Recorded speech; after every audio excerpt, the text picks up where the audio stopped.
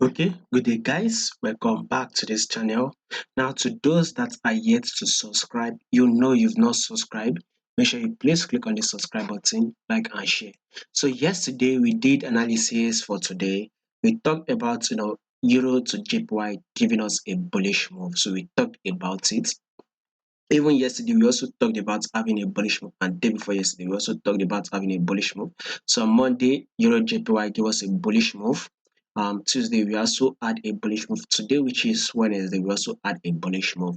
So what we would be expecting is more bullish move to be made. So I've told you guys why I'll be expecting more such movements. You can see that I have taken this level here to be the resistance level, right?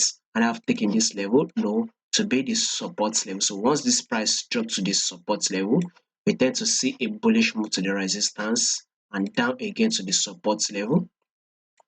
Now again to the resistance level. So basically, price has been giving us this back and forth movement since early last year. So I think this movement started March last year, since 2022. So it's almost a year now. Price has been ranging. So now what we are having now on this JPY is this bullish move, and I've given you a reason why we'll be having such movements. One of the reasons is that you can see a drop on this JPY index, especially when you go to your JPY.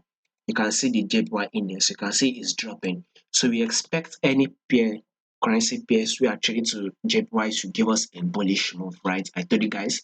And coupled with the fact that this our JP Euro index also is giving us a bullish move. There is a rise. So I mean, we expect this euro to push up more. So this is one of the reasons why this euro and to JPY is actually giving us a bullish move. So right now you can see a candlestick wick sticking at the top, right?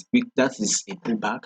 If you go to the 4 hour time frame, of course, you all know I just said if price has gotten to a level, price has reacted to previously, we expect price to actually react to that same level. So you can see that price has once reacted to this same level.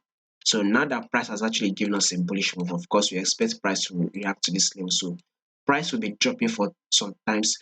Let's see if we would also have a bearish move for today, for tomorrow, which is for the 12th.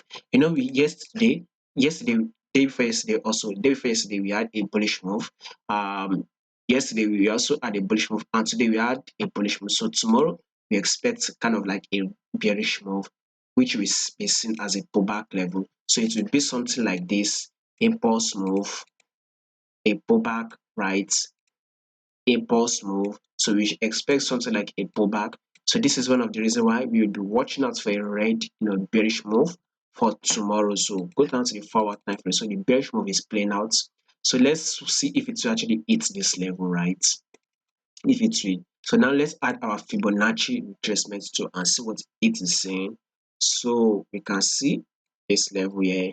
So there are two levels we would expect Fibonacci to actually hit: a level of 23.6 and a level of 38.2. So that is the two level I'll be watching out for. So I think a level of 23.6 would make sense. We can see that price has once reacted to this same level again.